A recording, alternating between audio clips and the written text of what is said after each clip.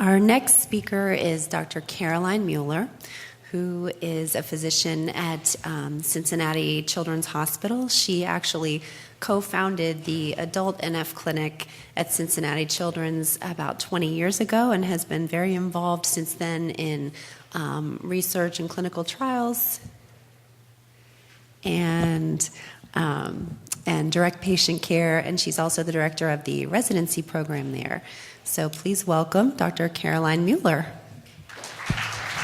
Good morning, everybody. So I know it's been a long morning already of meetings. I wanted to do something real quick. I know we don't have much time, but for 30 seconds, I'd like for you all to do the power pose. Anybody know what the power pose is? So you're going to be Superman or Superwoman. You're going to stand up if you can. Put your feet more than hip width apart. I need your arms up, reaching for the sky. And we're just going to hold it for a couple seconds. And what this does is get everybody way energized. Okay, great. Awesome. Thank you all very much.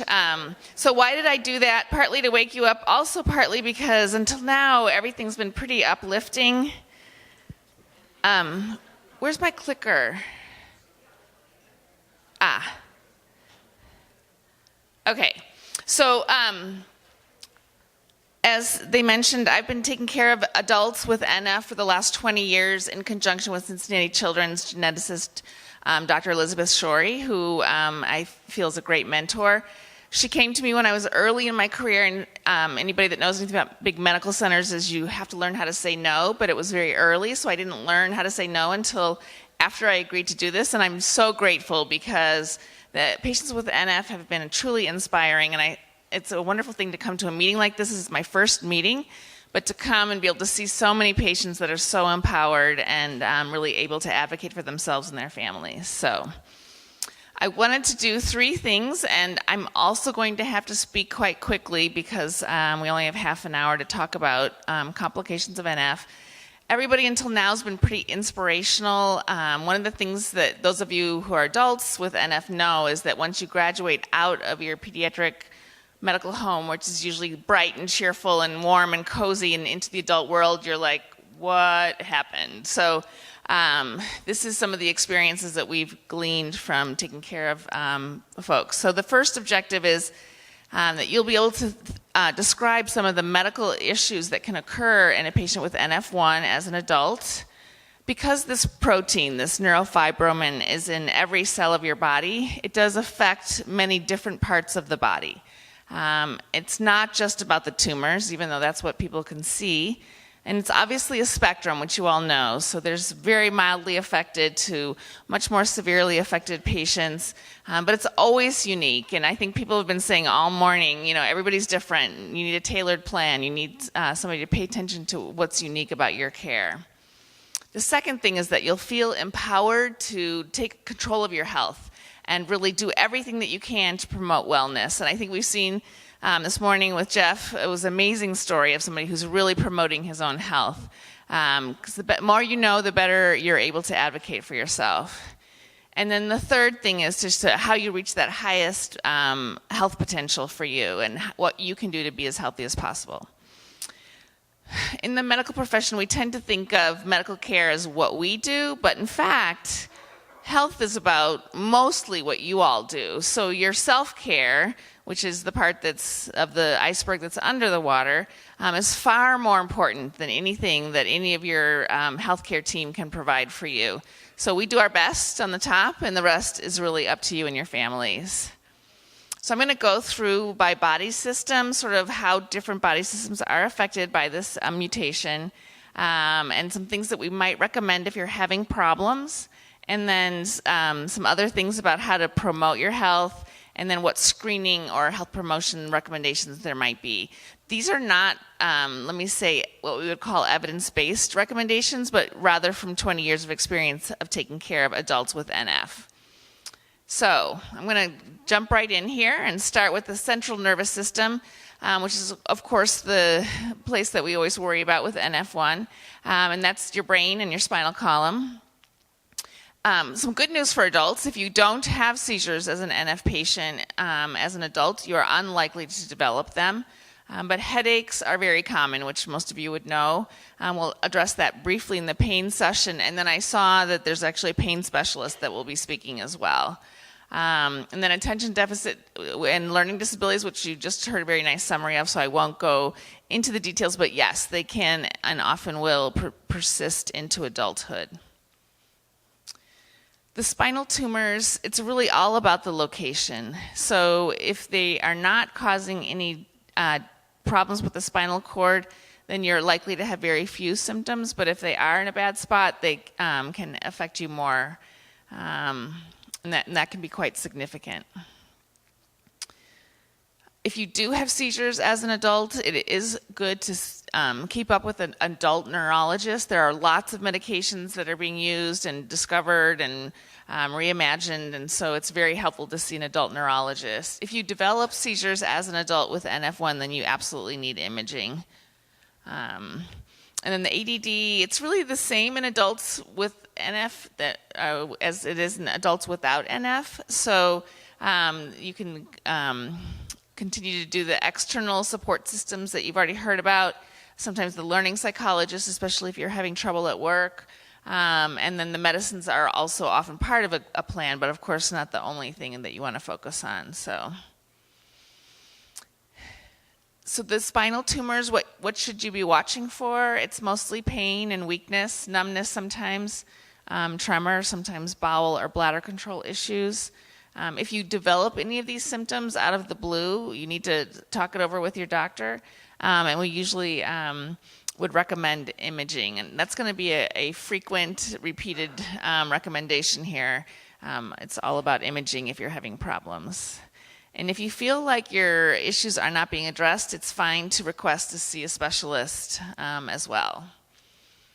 The lung issues in NF1 are actually pretty rare, which is great. There is increased risk of emphysema, or what they now on the TV you hear about COPD, but it's basically when the lung tissue breaks down and you can't breathe as easily. If you smoke and you have NF1, you have a way increased chance of developing this problem, and so you'll see me as an adult internist and pediatrician. I'm always talking about smoking cessation. We also see high blood pressure in the lungs, something called pulmonary hypertension, but it's pretty rare. Also pulmonary fibrosis, which is just that the lungs become scarred, also quite rare. And then you can also develop a neurofibroma inside your cavity, and since you can't see it, sometimes we don't realize it's happening. So if you're having problems of shortness of breath or chest pain, something does not feel right in your thorax, again, talk to your doctor, because usually imaging is necessary. And there are some other lung testing that can be done to try and sort out what's going on. There's lots of effective treatments too, so another reason not to just say, oh, it's no big deal. And a reminder about smoking, don't do it. I'm going to talk about the digestive tract, but it's a huge, it's big body cavity. There's lots of different organs in there, and so I'm going to just do a brief summary. So you can actually, as many of you probably know, develop neurofibromas inside your abdominal cavity because it's a big open space with a bunch of stuff stuffed in there. They can be quite large and quite numerous too. So really the only way that we can figure that out is by imaging to see if you have neurofibromas in your abdominal cavity. You can have problems with pain and trouble with digestion. There's also a couple more rare cancers that people with NF1 can get of this abdomen, and that's one of those is the what we call a GIST tumor. And that's just something to keep in mind, that there's a few cancers of the abdomen that are more common in patients with NF1.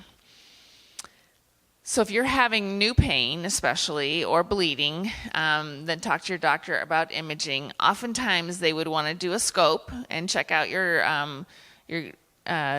GI tract. It is really different from people without NF1 because you may have this pain and not really be losing weight, and the pain may be difficult to localize, and then your labs may look normal, but there's still a problem. So normally we take those last three things as being, oh, it's just irritable bowel or something like that. But when you have NF1, you need to be a little bit more proactive about having new symptoms especially. So that bottom one of be persistent, very important. As far as the heart and the cardiovascular system goes, high blood pressure is a little bit more common in patients with NF1. Most of the time it's the old-fashioned inherited essential hypertension, but there's two diseases that cause hypertension that are more common in patients with NF1 than you see in the general population. The first is that the arteries to the kidneys can get blocked, and there's actually treatment for this that's separate from high blood pressure, and so it's important to figure that out. And the second one is the adrenal gland tumor or pheochromocytoma. So as if neurofibromatosis wasn't a long enough word, now we have even a longer word to help you to make you memorize if you have one of these. They're not common at all in the general population, but they are more common in patients with NF1. The other thing that you'll rarely see, but is more common in patients with NF1, is aneurysms of the arteries or veins, but thankfully very uncommon. So what happens if you get high blood pressure? If your blood pressure is hard to control, you can ask your doctor to consider these other causes that you may have, and then do everything that you can to help your blood pressure. So healthy diet, low salt, high on the veggies and fruits. The DASH diet is a great website for that. Exercise regularly, maintain a healthy weight, address the stress in your life. As a physician, I always laugh at this. I tell this to patients and they're like, yeah, I do this on purpose, that I have stress in my life. But anyway, if there are things that you can do to reduce the stress in your life, then you absolutely should. And then avoiding excess alcohol intake is also important. And then the bones. So most of the bone issues with NF1 do not start in adulthood. If they have not occurred in your childhood, they are unlikely to happen in your adulthood, which is great. So one of the big ones is scoliosis, which many of you probably know about. And if it's more than 35 degrees, it does need to be followed as an adult. And then the other one is the pseudoarthrosis, which is the weakening of long bones, most commonly in the leg.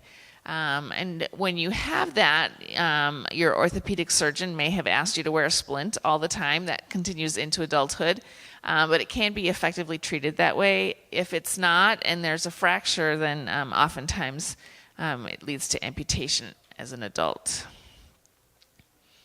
So what can you do? As I mentioned, if your scoliosis is more than 35 degrees, it's helpful to have somebody monitor your lung function, because it's hard for you to take a deep breath. And then the pseudoarthrosis or the long bone problems, it's helpful to have an orthopedic surgeon who's acquainted with this problem to help you.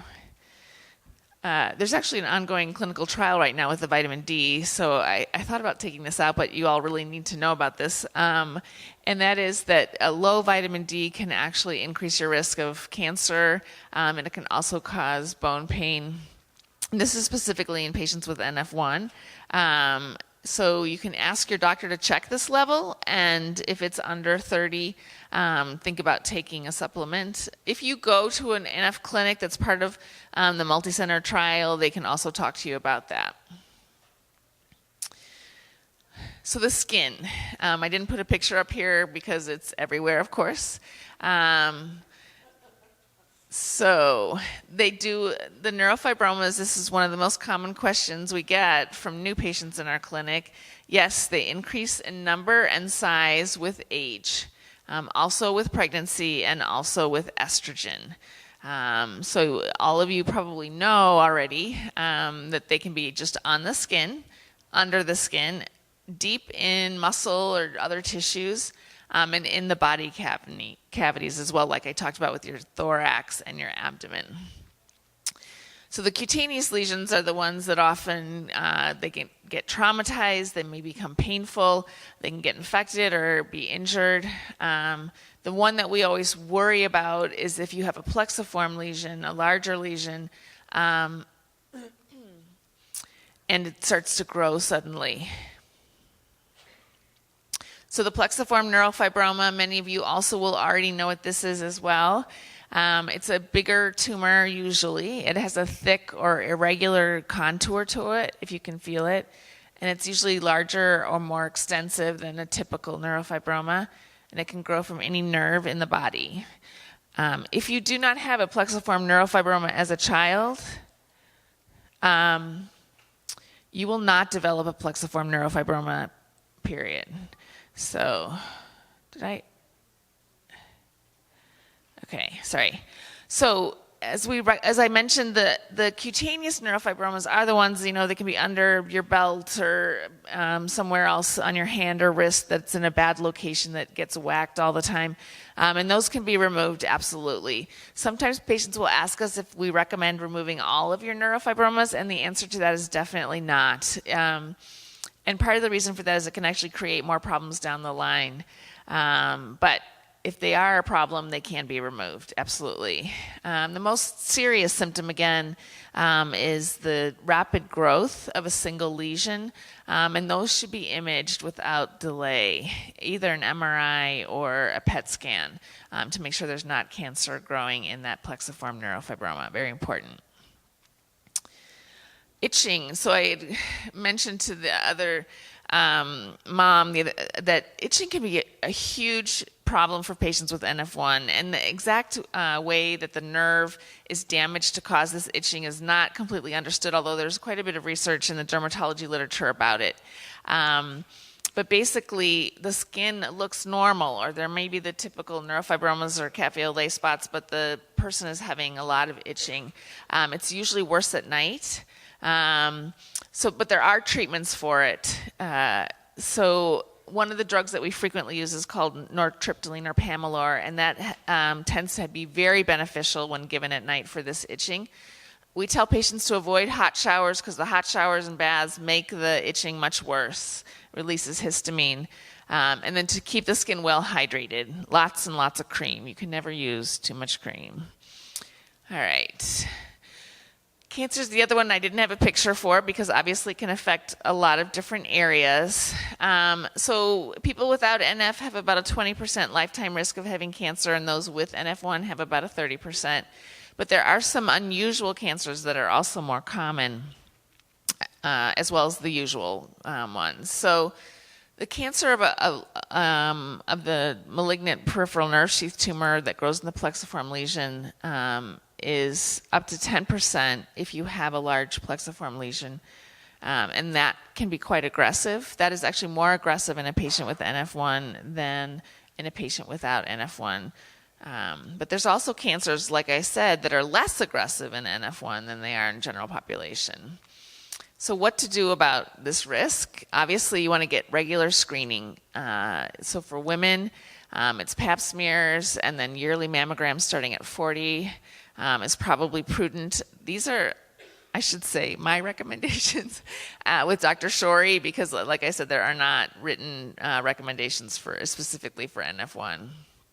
And then colonoscopies starting at 50 for both genders, because those are another risk factor you can screen for. And then watch your body for change. I know this sounds kind of obvious, but many of my patients with NF1 have gone most of their lives, wanting to live their life and not worry about their bodies, and sort of what you've heard this morning, the spirit, you want to do whatever you can and not be disabled by something, which is wonderful, except that then they come in and they've got a broken arm and they didn't even really notice. So you do have to watch your body for changes and to talk to your doctor if you notice that there's something different going on. And so to be your own advocate. As I mentioned before, since you can get tumors in your chest that you otherwise wouldn't know are present, we do say that a chest x-ray every once in a while, every 5 years or so, might be helpful, and then to have a very low threshold for imaging, specifically the MRI or PET scans. Some of the centers now have whole body MRIs that they're doing on a regular basis. It doesn't have to be that, but regular checking MRI especially of something that's changing is very helpful. So the healthy part. So eat lots of veggies and fruits. That helps prevent cancer, probably. Exercise actually reduces the risk of colon and breast cancer and probably some other cancers, so regular exercise is great. And then in general, a healthy body weight of a body mass index of less than 30 will also potentially help. We do know that folks with body mass indices that are higher than that are more at risk for cancer. And I don't actually think anybody knows why that is. And then my last time, I'll tell you guys, don't smoke. Hopefully none of you do. If you're here and you're a self-advocate, I think you're a low-risk population. So I'm not going to talk so much about pain because there's a session coming up, but it can affect our experience, adults with NF1. This is one of the most difficult things that we sometimes have patients suffer with. Now, there's many patients who have minimal or no pain at all, but there's many who suffer quite a bit. And it's obviously complicated. Pain treatment is complicated for everyone, and it has to be personalized. Some of the differences in that's actually a good thing is because most of the pain is related to nerve ending issues, the traditional medicines for pain are nerve pain are usually effective. So you can have more headaches. You'll see potentially more spine involvement. Nerve-related pain is often burning sensations or stabbing or tingling, or also I called it weird sensation here because paresthesia is not a common term you hear, but that is a normal sensation that should be like a soft rubbing or whatever pressure. Feels like you're being stuck with pins and needles or something unusual, unexpected. So, as I mentioned, they do respond well to nerve-related treatments. Individualization is really important. They're going to talk about also, I think, some complementary medicine, but also very important, other ways that you can manage your pain. And to also have realistic goals about where your pain level might be for you to live your life. So the healthy coping, I'm not going to dwell on, but good sleep, exercise, healthy diet, all those things. So there are also some treatments related to the fibromas that might be helpful for pain. Sometimes surgery can be helpful, but it can also make things worse. So we've had many patients with deep neurofibromas that were tender and after surgery had virtually no relief. So it's not often helpful, but it's certainly, if you're at wit's end about it, it's certainly possible. Then you can also use injections and topical treatments, and then physical therapy referrals are often helpful because there's other treatments like TENS units or massage, those kinds of things that can be helpful. All right, so hopefully you feel like you've gotten at least acquainted with some of the medical issues that can affect you with NF1 as an adult, to know sort of the next step, the things you can do to promote your own health, be your own health advocate, and then how to reach your highest health potential. So we did the brain and spinal column, the lungs, the heart, the stomach and GI tract, the bones, skin, cancer, and pain. So I wanted to actually thank the CTF for asking me to come. I had given a similar presentation in Cincinnati at our NF meeting, and they asked me to come in and present here. So thank you all very much for having me.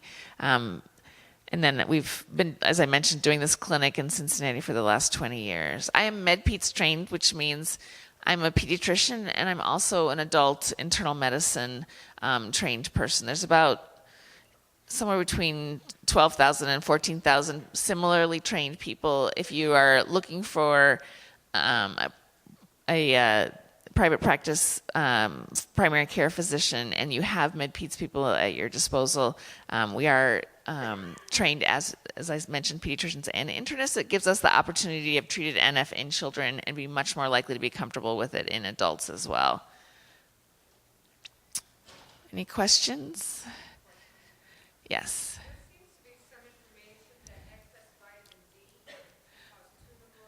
So excess, yes. So what is excess and what is normal is actually still being investigated and researched.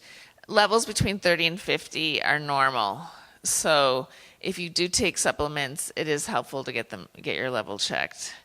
The vitamin D thing is still somewhat controversial, I should say, and I don't know if there's anybody as far as the other physicians here who can speak to it at some point, but yes. So no, you do not want to be taking calcium specifically unless you have a calcium deficit. So the vitamin, nowadays, vitamin D comes separately and it's by itself. I'm a purist. I usually ask my patients not to do the combined medicines because it's really hard to control. But plain vitamin D supplementation is what we usually use. So there's new research ongoing that excessive intake of calcium can cause serious atherosclerotic disease. So normal calcium intake, important, awesome, great, do it. Extra calcium intake, not so awesome, probably avoid it. Yes.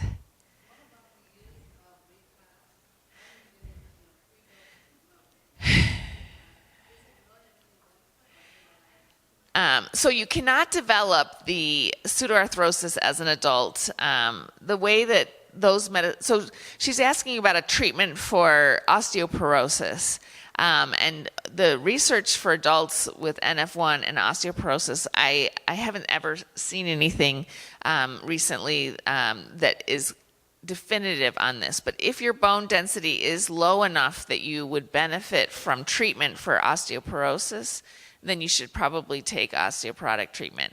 We have one patient with NF1 who was treated for osteoporosis with Prolia, which is a different medicine than what you're talking about, who had a very serious complication. So I usually keep my patients with NF1 off of that until more research is done. Yes.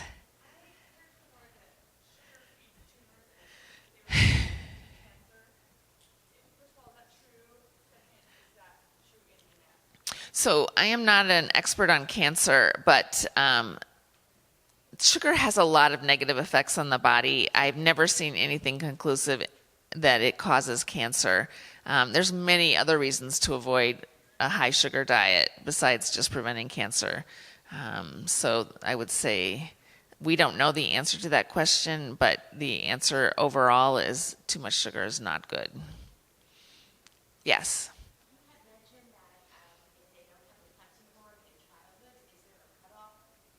You know what? It's actually certainly by adolescence it should become noticeable if the patient has been imaged. So if the patient's been checked out by an NF specialist and has grown to their adult size and nothing has been found, they will not develop a plexiform lesion spontaneously. Yes.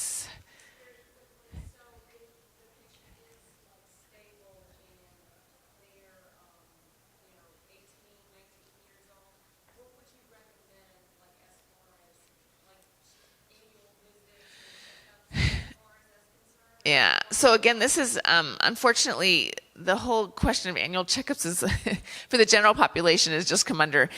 This is different. So they're looking at your neurofibromas. They're measuring your blood pressure. They're checking many other things besides just doing an annual checkup. But yes, we do recommend for our NF clinic patients that aren't my primary care patients. We see them once a year.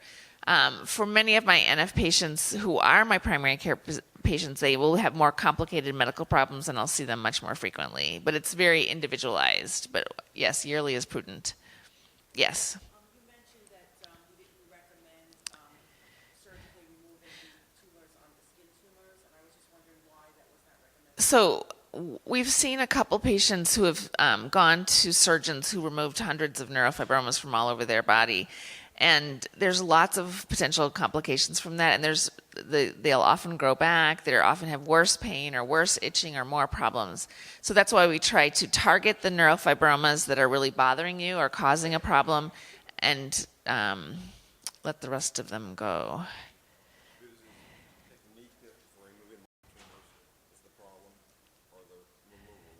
So one of the problems is that it's hard to get all of the tumor regardless of your strategy. So there's going to be cells left over. Plus there's scars then from the many neurofibromas. Yeah. All right. Yes.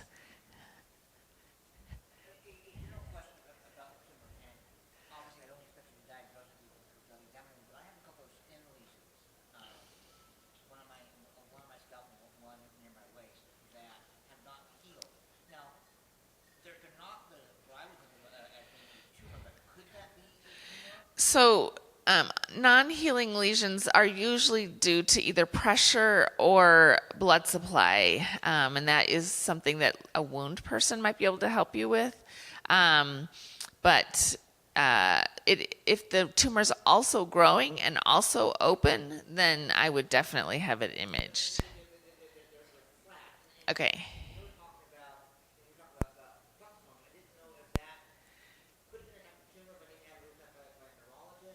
So neurologists, well, let me say this. The neurologists manage some of the complications of NF1, but they don't, at least in our community, manage the cutaneous complications. A general practitioner or an NF-trained specialist. I don't know if that's true around the country. Okay, so are we out of time? Okay, one more question. Thank you. I wanted to know what you know about bee propolis. I don't know anything. I'm sorry. And do you know if there's anybody here that's on the kind of the more natural, holistic side that I could bend their ear? Because I want to know everything there is to know. Because when you're told that there's nothing to be done, as a mother, you just don't believe it. So it is not that there's nothing to be done. And I would hate for you to get that message at all. There's lots of drugs in trial. There are individualized care. I don't know if you're talking about the skin lesions or All of it. okay. If you want to come and talk to me after, we can. I'm happy to look it up with you. Thank you. All right. Well, thank you all very much for your attention.